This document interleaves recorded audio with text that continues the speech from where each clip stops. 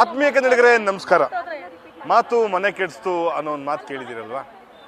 ಅದೇ ರೀತಿ ಇವತ್ತು ದರ್ಶನ್ ಅವರು 4 ದಿನದ ಹಿಂದೆ ಆಡಿದ ಮಾತು ಮಹಿಳೆಯರನ್ನ ಕೇಳಿಸಿದೆ. ಅದರಲ್ಲೂ ಗೌಡ್ತಿಯರ ಸೇನೆ ಇವತ್ತು ಮಹಿಳಾ ಆಯೋಗಕ್ಕೆ ದೂರನ್ನ ಕೊಟ್ಟಿದೆ. ಆ ಮಾತನ್ನು ವಾಪಸ್ ತಗೋಬೇಕು ಮತ್ತು ಈ ಮಾತಿಗೆ ಕ್ಷಮೆ ಕೇಳಬೇಕು ಅನ್ನೋ ವಿಚಾರವಾಗಿ ಇವತ್ತು ಗೌಡ್ತಿಯರ ಸೇನೆ ಒಟ್ಟು ಸೇರ್ಕೊಂಡಿದೆ. ಇವತ್ತು ನ್ಯೂಸ್ ಪೋಸ್ಟ್ ಜೊತೆಗೆ ಮಾತನಾಡೋಕ್ಕೂ ಸಿದ್ಧವಾಗಿದ್ದಾರೆ. ನಿಮ್ಮ ಆರೋಪವೇನು?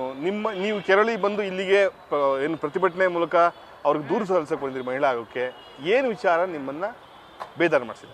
ದರ್ಶನ್ ಅವರ ಮಾತು ಸರ್, 4-5 ದಿನಗಳ ಹಿಂದೆ ಶ್ರೀರಂಗಪಟ್ಟಣದಲ್ಲಿ 25ನೇ ವರ್ಷದ ವಾರ್ಷಿಕೋತ್ಸವದಲ್ಲಿ ನಮ್ಮ ನಿರ್ಮಲಾನಂದ ಸ್ವಾಮೀಜಿ ಕೂಡ ಇರ್ತಾರೆ, ಮತ್ತು ಸಂಸದೆ ಸುಮಲತಾ ಮೇಡಮ್ ಕೂಡ ಇದ್ದಾರೆ, MLAಗಳು ಕೂಡ ಇದ್ದಾರೆ, ದರ್ಶನ್ ಅವರ ಸಾವಿರಾರು ಅಭಿಮಾನಿಗಳು ಕೂಡ ಆ ವೇದಿಕೆ ಹತ್ರ ಇರ್ತಾರೆ. ಆ ವೇದಿಕೆಯಲ್ಲಿ ಅವರು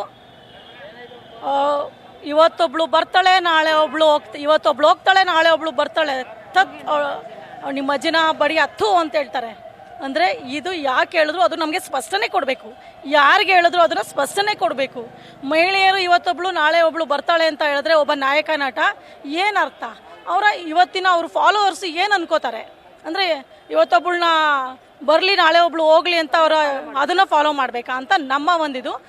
ಮತ್ತು ಕೆಲ ವರ್ಷಗಳ ಹಿಂದೆ ಒಂದು ನೋಡ್ತಾ ಹೋದರೆ ಅವರು ಅದೃಷ್ಟ ದೇವತೆ ಮನೆ ಬಾಗಿಲಿಗೆ ಬಂದರೆ ಬಟ್ಟೆ ಬಿಚ್ಚಿ ಬೆಡ್ರೂಮ್ ಕರ್ಕೋಬೇಕು ಅಂತಲೂ ಹೇಳಿದ್ದಾರೆ. ಅದೂ ಇದೆ. ಮತ್ತು ಅವ್ರ ಹೆಂಡ್ತಿಗೆ ಕೂಡ ಸಿಗರೇಟಲ್ಲಿ ಸುಟ್ಟು ಜೈಲು ಶಿಕ್ಷೆ ಅನುಭವಿಸಿ ಮತ್ತೆ ತೀರ್ಮಾನ ಮಾಡಿಕೊಂಡು ಕೋರ್ಟಿಂದ ತೀರ್ಮಾನ ಮಾಡ್ಕೊಂಡು ಆಚೆ ಬಂದು ಹೆಂಡ್ತಿಗೂ ಗೌರವ ಕೊಡಲ್ಲ, ಮಹಿಳೆಯರಿಗೂ ಗೌರವ ಕೊಡಲ್ಲ. ಆ ಮಗನೂ ನನಗೆ ಹುಟ್ಟಿದನೋ ಇಲ್ವೋ ಅಂತ ಹೇಳಿರೋದು ನೀವೆಲ್ಲ ನೋಡಿದ್ದೀರಾ, ಸೋಷಿಯಲ್ ಮೀಡಿಯಾದಲ್ಲಿ ನೋಡಿದ್ದೀರಾ, ಮೀಡಿಯಾಗಳಲ್ಲೂ ತೆಗೆದು ನೋಡಿದ್ರೆ ಸಿಗುತ್ತೆ. ಈ ರೀತಿ ಮೊನ್ನೆ ಕಾಟೇರನ ನಾವು 10 ಬಾರಿ ನೋಡಿ ನಮ್ಮ ಸೋಷಿಯಲ್ ಮೀಡಿಯಾದಲ್ಲಿ ಪ್ರಮೋಷನ್ ಮಾಡಿದ್ದೀವಿ. ಬೇಕಾದ್ರೆ ನೋಡಿ, ಜಯಶ್ರೀ ಗೌಡ ಅನ್ನೋದ್ರಲ್ಲಿ ಪ್ರಮೋಷನ್ ಮಾಡಿದ್ದೀವಿ. ಯಾಕೆಂದರೆ ಜಾತಿ ಪದ್ಧತಿ, ಜೀತ ಪದ್ಧತಿ ಅಂತ ಒಂದು ಸಾಮಾಜಿಕ ಪಿಡುಗನ್ನ ಸಿನಿಮಾದಲ್ಲಿ ತೋರಿಸಿ ಒಂದು ಹೆಮ್ಮೆ ಪಡುವಂಥ ಒಂದು ಸಿನಿಮಾ ಅಂತೇಳಿ ನಾವೆಲ್ಲರೂ ದರ್ಶನ್ ಅವ್ರಿಗೆ ಬೇಸ್ ಅಂತ ಹೇಳಿದ್ದೀವಿ. ಆದರೆ ಅವ್ರು ಏನು ಮಾಡಿದ್ರು ಒಪ್ಕೊಳ್ಳುವಂಥ ಮನಸ್ಥಿತಿ ಹೆಣ್ಮಕ್ಳದಿಲ್ಲ. ಚಿನ್ನದ ಸೂಜಿ ಅಂತ ಕಣ್ಚುಚ್ಕೊಳ್ಳೋಕ್ಕಾಗತ್ತಾ ಸರ್? ಅದಕ್ಕೆ ನಾವು ಇದನ್ನು ಖಂಡಿಸ್ತಾ ಇದ್ದೀವಿ. ಹಾಗಾಗಿ ಮಹಿಳಾ ಆಯೋಗಕ್ಕೆ ಇವತ್ತು ದೂರನ್ನು ಕೊಟ್ವಿ. ಮೇಡಮು ಪಾಸಿಟಿವ್ ಆಗಿ ನಮಗೆ ರಿಯಾಕ್ಟ್ ಮಾಡಿದ್ದಾರೆ. ಅವರ ತಾಯಿನೂ ಹೆಣ್ಣು, ಅವ್ರ ಅಕ್ಕನೂ ಹೆಣ್ಣು, ಅವ್ರ ಹೆಂಡ್ತಿ ಹೆಣ್ಣು ಅಂದರೆ ಹೆಂಡ್ತಿ ಗೌರವ ಕೊಡಲ್ಲ ಬಿಡಿ. ಎಲ್ಲ ವೇದಿಕೆಯಲ್ಲಿ ನಾನು ನೋಡಿದ್ದೀನಿ ಅವ್ರ ಹೆಂಡ್ತಿಗೆ ಯಾವ ಗೌರವ ಕೊಡ್ತಾರೆ ಅಂದರೆ. ಮಹಿಳೆಯರು ಅಂದರೆ ಇವ್ರಿಗೆ ತುಚ್ಛವಾಗಿ ಕಾಣೋದನ್ನು ದರ್ಶನ್ ಅವರು ಬಿಡಬೇಕು. ಈ ಹೇಳಿಕೆಯಿಂದ ಮುಂದಿನ ಯುವ ಪೀಳಿಗೆ ಅವ್ರಿಗೆ ಒಂದು ಒಳ್ಳೆ ಮೆಸೇಜ್ನ ಕಳಿಸ್ಬೇಕು. ಯಾಕೆ ಅಂತ ಹೇಳಿದ್ರೆ ನಾಯಕ ನಟರು ಅಂತ ಹೇಳಿದ್ರೆ ಫಾಲೋ ಮಾಡ್ತಾರೆ. ನಮ್ಮ ಬಂಗಾರದ ಮನುಷ್ಯ ಸಿನಿಮಾ ನೋಡಿ ಎಷ್ಟೋ ಜನ ಹೋಗಿ ಹೊಲ ಉತ್ತರು ರೈತರಾದರು. ಅದೇ ರೀತಿ ಇವತ್ತು ಏನಾದ್ರೂ ದರ್ಶನ್ ಅವರು ಒಂದು ಒಳ್ಳೆ ಕೆಲಸ ಮಾಡಿದ್ರೆ, ಖಂಡಿತ ಒಂದು ಒಳ್ಳೆ ಪದ ಬಳಕೆ ಮಾಡಿದ್ರೆ ಯುವ ಪೀಳಿಗೆ ಒಳ್ಳೆ ಪದ ಬಳಕೆ ಮಾಡುತ್ತೆ. ಇವತ್ತು ನನಗೆ ನನಗೆ ಅನುಭವ ಆಗಿರೋದನ್ನ ಹೇಳ್ತೀನಿ ನಿಮ್ಮ ಹತ್ರ. ಏನು ಸರ್, ನಿಮ್ಮ ಕಾಟೇರ ಸಿನಿಮಾನ ಪ್ರಮೋಷನ್ ಮಾಡಿದ್ದೀವಿ, ಏನಕ್ಕೆ ಸೋಷಿಯಲ್ ಮೀಡಿಯಾದಲ್ಲಿ ಈ ರೀತಿ ಮಾತಾಡ್ತಿದ್ದೀರಾ ಸ್ಟೇಜ್ಗಳಲ್ಲಿ ಅಂತ ಹಾಕಿದ್ರೆ ಅವ್ರ ಅಭಿಮಾನಿಗಳು ನನಗೆ ಕೆಟ್ಟ ಪದ ಬಳಕೆ ಮಾಡಿದ್ದಾರೆ. ಹೇಳೋಂಗಿಲ್ಲ ನಿಮ್ಮ ಹತ್ರ. ಪಾತ್ರೆ ಗೀತ್ರೆ ಇದ್ದ ತೊಳೆಯೋಗೆಲ್ಲೇ ಅಂತ ಹಾಕ್ತಾರೆ, ಅಂತ ಹಾಕ್ತಾರೆ, ಕೆಟ್ಟ ಪದ ಹೇಳೋಕ್ಕಾಗ್ತಾ ಇಲ್ಲ, ಅವೆಲ್ಲ ಹಾಕ್ತಾರೆ. ಅಂದರೆ ನೀವು ಒಳ್ಳೇದನ್ನು ಮಾಡಿದ್ರೆ ಒಳ್ಳೇದನ್ನು ಮಾಡ್ತಾರೆ, ನೀವು ಕೆಟ್ಟದನ್ನು ಮಾಡಿದ್ರೆ ಕೆಟ್ಟದನ್ನು ಮಾಡ್ತಾರೆ. ದಯವಿಟ್ಟು ಒಳ್ಳೇದನ್ನು ಮಾಡಿ. ದಯವಿಟ್ಟು ಮಹಿಳೆಯರಿಗೆ ಗೌರವ ಕೊಡೋದನ್ನು ಬಿಡಬೇಕು. ಮಹಿಳೆಯರಿಗೆ ಗೌರವ ಕೊಡಬೇಕು. ನಿಮ್ಮ ಈ ಥರ ಒಂದು ನಡವಳಿಕೆನ ದಯವಿಟ್ಟು ಸ್ಟಾಪ್ ಮಾಡಿ. ದರ್ಶನ್ ಅವರ ಬದಲಾಗಿ ಮತ್ತು ಮಹಿಳೆಯರ ಕ್ಷಮೆ ಕೇಳಿ. ನಾನು ಹೇಳೋದು ಸರ್ ಏನಂದರೆ, ದರ್ಶನ್ ಅವರು 25 ವರ್ಷನ ಆಚರಿಸಿದ್ರು, ಕಷ್ಟಪಟ್ಟು ಬಂದಿದ್ದಾರೆ. ನಮಗೂ ಖುಷಿ ಇದೆ. ನಾವು ಸ್ಟಾರ್ಟಿಂಗಲ್ಲಿ ಅವ್ರ ಪಿಕ್ಚರ್ ಎಲ್ಲ ನೋಡಿದ್ದೀವಿ. ದರ್ಶನ್ ಅಂದರೆ ನಮಗೂ ಇಷ್ಟನೇ. ತೂಗುದೀಪು ಶ್ರೀನಿವಾಸ್ ಅವರು ಅಣ್ಣವ್ರ ಜೊತೆಲಿ ಮಾಡೋವಾಗೆಲ್ಲ ಅವ್ರ ಮಗ ಒಬ್ಬರು ಹೀರೋ ಆಗಿದ್ದಾರೆ ಅಂದಾಗ ನಾವು ಫಿಲಮ್ ಎಲ್ಲ ನೋಡ್ತಾ ಇದ್ದೋ. ಎಲ್ಲನೂ ಸರಿಗೆ ಇತ್ತು ಸರ್. ಇತ್ತೀಚೆಗೆ ಭಾಳ ರೂಢಾಗಿ ನಡ್ಕೋತಾರೆ. ಅವರು ಏನು ನಡ್ಕೋತಾರೆ, ಅವ್ರ ಅಭಿಮಾನಿಗಳೆಲ್ಲ ಹಂಗೆ ಇದ್ದಾರೆ. ಎಲ್ಲರೂ ಅಂತ ಹೇಳೋದು ತಪ್ಪಾಗುತ್ತೆ. ಕೆಲವು ಅಭಿಮಾನಿಗಳು ಮೇಡಮ್ ಹೇಳ್ದಂಗೆ ಸೋಷಲ್ ಮೀಡಿಯಾದಲ್ಲಿ ನೀವೇ ಕೇಳ್ತೀರಾ ನಿಮ್ಮ ಅನಿಸಿಕೆ ತಿಳಿಸಿ ಅಂತ. ಕಮೆಂಟ್ಸ್ ಬಾಕ್ಸ್ ಅಂತ ಯಾಕಿರುತ್ತೆ ಸರ್? ಕಮೆಂಟ್ಸ್ ಬಾಕ್ಸ್ ಅಂತ ಏನಕ್ಕಿರುತ್ತೆ? ನಮ್ಮ ಅಭಿಪ್ರಾಯಗಳನ್ನ ತಿಳಿಸೋಕೆ ಅಂತ ಇದೆ. ಆ ಹಕ್ಕು ಏನು ಸರಿ ಅನಿಸುತ್ತೆ ಅದನ್ನು ನಾವು ಹಾಕಿದ್ರೆ, ಪಾತ್ರೆ ತೊಳೆಯೋಗೆಲ್ಲೇ ಮನೇಲಿ ಕೆಲಸ ಇದ್ರೆ ಅಂತ ನಮ್ಮ ಮನೆ ಕೆಲಸ ನಮಗೆ ಮಾಡ್ಕೊಳ್ಳೋಕೆ ಗೊತ್ತಿಲ್ವಾ? ಹೇಳೋರೇನು ಇವರೇ ನಮ್ಮ ಅತ್ತೆದಿರ ಹೇಳಲ್ಲ ಈ ಕಾಲದಲ್ಲಿ. ಇವರೇನಿಗೆ ಸರ್ ಹೇಳಬೇಕು? ಪಾತ್ರೆ ತೊಳೆಯೋಗು, ನಿನಗೆ ಮಾಡೋಕ್ಕೆ ಕೆಲಸ ಇಲ್ವಾ, ನಿನ್ನ ಗಂಡ ಇಲ್ವಾ, ಎಲ್ಲಿಂದ ಎಲ್ಲಿಗೋಗುತ್ತೆ ಅಂದರೆ ಎಲ್ಲ ಮಾತಾಡ್ತಾರೆ. ಈ ಥರ ಪದ ಬಳಕೆ ಬಳಸ್ತಾರಲ್ಲ, ನೀವು ಹೀರೋ ಆಗಿ ನಿಮ್ಮ ಕೆಲವು ಅಭಿಮಾನಿಗಳಿಗೆ ನೀವು ಹೇಳಿ ಅವ್ರಿಗೆ ಯಾಕೆ ಹಿಂಗೆ ಮಾತಾಡ್ತೀರಾ? ಇವರಿಂದ ಸಾರ್ ಹೀರೋ ಹೆಸರು ಹಾಳಾಗ್ತಾ ಇದೆ, ದರ್ಶನ್ ಅವ್ರ ಹೆಸರು ಹಾಳಾಗ್ತಾ ಇರೋದೇ ಅವರ ಕೆಲವು ಕಚ್ಚಡ ಅಭಿಮಾನಿಗಳು. ಮಾತಾಡಿಲ್ಲ ಅಂದ್ರೆ, ದರ್ಶನ್ ಅವರು ಸ್ಟೇಜ್ ಮೇಲೆ ಈ ತರ ಮಾತಾಡಿಲ್ಲ ಅಂದ್ರೆ ನಾವು ಕೂಡ ಕೇಳ್ತಿರ್ಲಿಲ್ಲ. ನಾನು ಕೇಳಿದ್ದೀನಿ ಸೋಷಿಯಲ್ ಮೀಡಿಯಾದಲ್ಲಿ ಏನಂತ ಕೇಳಿದ್ದೀನಿ ಅಂತ. ಒಂದು ಚಿಕ್ಕ ಇದ್ರಲ್ಲಿ ನಾವು ಯಾರ ಪರ ಯಾರ ವಿರುದ್ಧ ಅಲ್ಲ. ಇದನ್ನ ಗೌಡ್ತಿಯರ ಸೇನೆ ಮಾತ್ರ ಯಾಕೆ ಮಾಡ್ತಾ ಇದೆ? ನಾವು ಗೌಡತಿಯರ ಸೇನೆ ಇದೆ, ನಂದು ಸಮೃದ್ಧಿ ಮಹಿಳಾ ಸಮಾಜ ಅಂತ ಇದೆ. ಒಂದ್ ನಿಮಿಷ, ಬೇರೆ ಸಂಘದಲ್ಲೂ ಇದೆ. ನಾನು ಸಮೃದ್ಧಿ ಮಹಿಳಾ ಸಮಾಜ ಅಂತ ಇದೆ, ನಾನು ಫೌಂಡರ್ ಪ್ರೆಸಿಡೆಂಟ್ ಇದ್ದೀನಿ. ಮತ್ತೆ ನಾವೆಲ್ಲ ಸಾಮಾಜಿಕವಾಗಿ ಗುರುತಿಸ್ಕೊಂಡಿರುವಂತ ಹೆಣ್ಮಕ್ಳು. ಅವ್ರು ಯಾರೋ ಹೇಳಿದ್ರಲ್ಲ, ಪಾತ್ರೆ ಮಿಕ್ಕಿರೋ ಪಾತ್ರೆ ಇದ್ರೆ ತೊಳ್ಕೊಂಡು ಬಿದ್ದಿರೋಗೆಲ್ಲೇ ಅಂತ ಹೇಳಿದ್ರಲ್ಲ, ಆ ಥರ ಹೆಣ್ಮಕ್ಳು ಪಾಪ ಗೊತ್ತಿದ್ರು ಗೊತ್ತಿಲ್ಲಂಗೆ ಮನೇಲಿ ಇದ್ದಾರೆ. ಆದರೆ ನಾವೆಲ್ಲರೂ ಖಂಡಿಸುವಂಥ ಹೆಣ್ಮಕ್ಳು ಕೆಲವೊಂದು ಗುಂಪು ಮಾಡ್ಕೊಂಡಿದ್ದೀವಿ. ಗುಂಪು ಮಾಡ್ಕೊಂಡಾಗ ನಮಗೆ ಸೋಷಿಯಲ್ ಮೀಡಿಯಾದಲ್ಲಿ ನೋಡಿ ಬೇಜಾರಾಗಿ ಇವತ್ತೊಂದು ಕೊಡೋಣ, ಫಸ್ಟು ಆಯೋಗಕ್ಕೆ ಕೊಡೋಣ, ಆಮೇಲೆ ನೀವೆಲ್ಲರೂ ಖಂಡಿತ ನೀವೆಲ್ಲರೂ ತೋರಿಸಿರ್ತೀರ, ದರ್ಶನ ಕ್ಷಮೆ ಕೇಳ್ತಾರ ಇಲ್ಲ ಅಂತ ನಮ್ಗೆ ಗೊತ್ತಾಗುತ್ತೆ. ಕ್ಷಮೆ ಕೇಳಿಲ್ಲ ಅಂದ್ರೆ ಅವ್ರ ಮನೆ ಮುಂದೆನೇ ಹೋಗಿ ನಾವು ಪ್ರತಿಭಟನೆ ಮಾಡ್ತೀವಿ. ಯಾವುದೇ ಹೆಣ್ಮಗಳು ಇದನ್ನ ಖಂಡಿಸ್ತೀವಿ ಸರ್. ಇದರಲ್ಲಿ ಎರಡನೇ ಮಾತೇ ಇಲ್ಲ. ನಾವು ಈಗ ಗೌಡ್ತಿ ಅವ್ರದ್ದು ಇದು ಇತ್ತು ಅಷ್ಟೇ, ಲೆಟ್ರೇಡ್ ಇತ್ತು, ಲೆಟ್ರೇಡಲ್ಲಿ ಕೊಟ್ವೆ ವಿನಃ ನಮ್ಮದು ಲೆಟ್ರೇಡು ಇದೆ, ಎಲ್ಲ ಇದೆ, ನಾವು ತೊಗೊಂಬಂದಿಲ್ಲ, ಒಬ್ಬರೇ ಸಾಕು ಅಂತಂದೇಳಿ.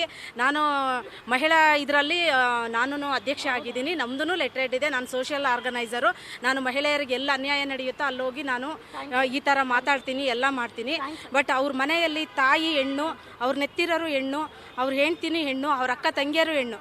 ಆ ಹೆಣ್ಣಿನ ಬಗ್ಗೆ ಈ ಥರ ತುಚ್ಛವಾಗಿ ಕಾಣ್ರೆ ಮತ್ತು ಅವ್ರು ಏನಕ್ಕೆ ಅವರು ಮೀಡಿಯಾದಲ್ಲೆಲ್ಲ ಬಂದು ಹೆಣ್ಣನ್ನ ಆ ಥರ ಮಾಡ್ಬೇಕು, ಈ ಥರ ಮಾಡ್ಬೇಕಂತಂದೇಳಿ ಫಿಲಮ್ಗಳು ತೆಗಿತಾರೆ. ಫಿಲಮಲ್ಲಿ ಒಂದೇನಾ ಅವ್ರ ನಟನೆಯಲ್ಲಿ ಒಂದೇನಾ ಅವ್ರು ಇರೋದು? ರಿಯಲ್ ಜೀವನದಲ್ಲೆಲ್ಲ ಕೆಟ್ಟದಾಗಿದೆಯಾ ಅವ್ರ ಜೀವನ?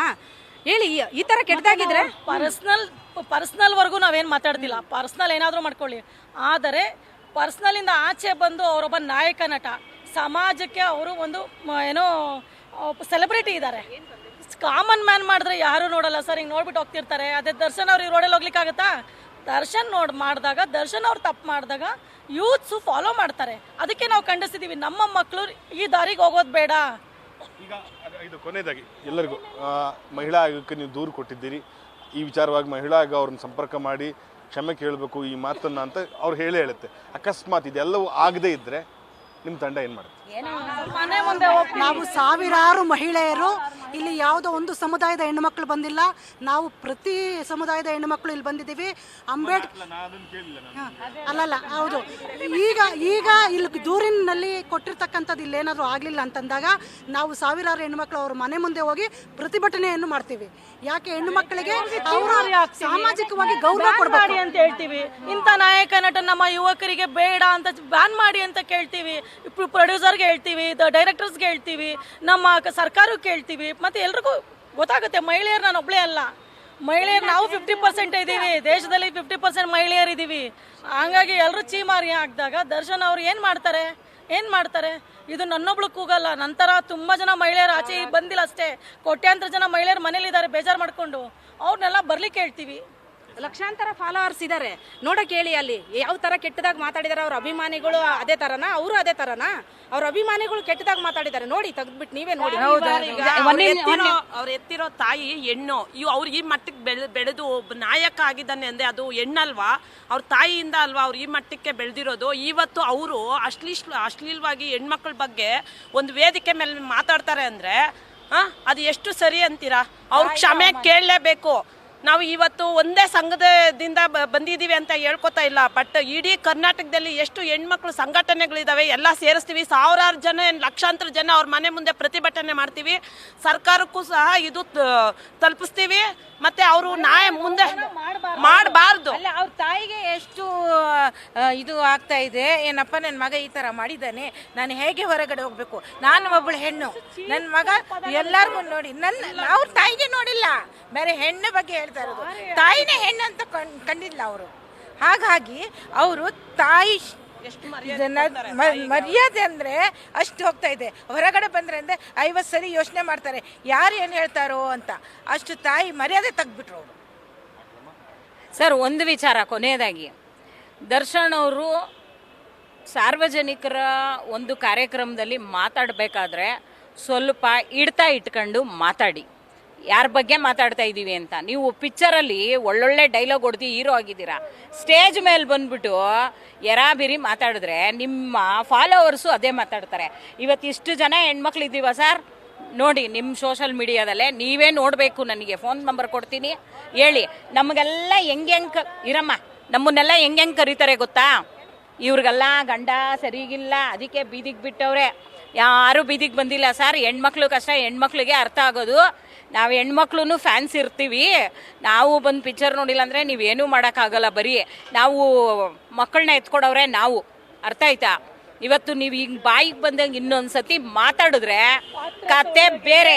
ನನ್ನನ್ನು ಪಾತ್ರೆ ತೊಳೆಯೋಗೆಲ್ಲೇ ಮಿಕ್ಕಿರೋದು ಅಂತ ಹೇಳ್ತಾರೆ. ಪಾತ್ರೆನೂ ತೊಳಿತೀವಿ, ತೊಟ್ಲೂ ತುಗ್ತೀವಿ, ದೇಶನೂ ಆಳಿದೀವಿ. ಇಂದಿರಾ ಗಾಂಧಿ ದೇಶನೂ ಆಳಿದ್ದಾರೆ, ಪ್ರತಿಭಾ ಪಾಟೀಲ್ ರಾಷ್ಟ್ರಪತಿನೂ ಆಗಿದ್ದಾರೆ. ಇವತ್ತು ನಮ್ಮ ರಾಷ್ಟ್ರಪತಿ ಒಂದು ಹೆಣ್ಣು, ಜಯಲಲಿತಾ ಇದೆ ತಮಿಳ್ನಾಡು ಮುಖ್ಯಮಂತ್ರಿ ಆಗಿದ್ದಾರೆ, ಪೈಲಟ್ ಆಗಿದ್ದಾರೆ, ಏನೋ ಟ್ರೈನ್ ಓಡಿಸ್ತಾರೆ. ಯಾವ ಇದರಲ್ಲಿ ಹೆಣ್ಣಿಲ್ಲ, ಯಾವ ರಂಗದಲ್ಲಿ ಹೆಣ್ಣಿಲ್ಲ, ಯಾವ ಇದು ಹಂತದಲ್ಲಿ ಹೆಣ್ಣಿಲ್ಲ. ಈ ಭೂಮಿನ ಹೆಣ್ಣು ಅಂತ ಹೇಳ್ತಾರೆ. ನಮ್ಮನ್ನ ಪೂಜಿಸ್ಬೇಡಿ, ಒಂದ್ ನಿಮಿಷ, ನಮ್ಮನ್ನ ಪೂಜಿಸ್ಬೇಡಿ, ನಮಗೆ ಗೌರವ ಕೊಡಿ. ಭೂಮಿ ತಾಯಿ ಹೆಣ್ಣು ಅಂತೀರಾ, ಕಾವೇರಿ ಅಂತೀರಾ, ನೀರಿಗೆ ಹೆಣ್ಣು ಅಂತೀರಾ. ನಮ್ಗೆ ಯಾವುದು ಬೇಡ, ನಮ್ಮನ್ನ ಪೂಜನೀಯ ಸ್ಥಾನನೇ ಬೇಡ, ನಮಗೆ ಗೌರವ ಬೇಕು. ಒಳ್ಳೇದಾಗ್ಲಿ. ಇದಿಷ್ಟು ಏನು ಮಹಿಳೆಯರು ದರ್ಶನ್ ವಿರುದ್ಧ ಅಥವಾ ದರ್ಶನ್ ಅವರು ಆಡಿರೋ ಮಾತುಗಳ ಬಗ್ಗೆ ಅವರ ಮನದಾಳದ ಮಾತುಗಳನ್ನ ಆಡಿರೋದು. ಕ್ಯಾಮ್ರಾ ಪರ್ಸನ್ ರೋಷನ್ ಜೊತೆಗೆ ನಾನು Shridhar Shivamogga, news first. News first ನಿರ್ಭೀತಿಯಿಂದ ನಿಮ್ಮ ಪರವಾಗಿ.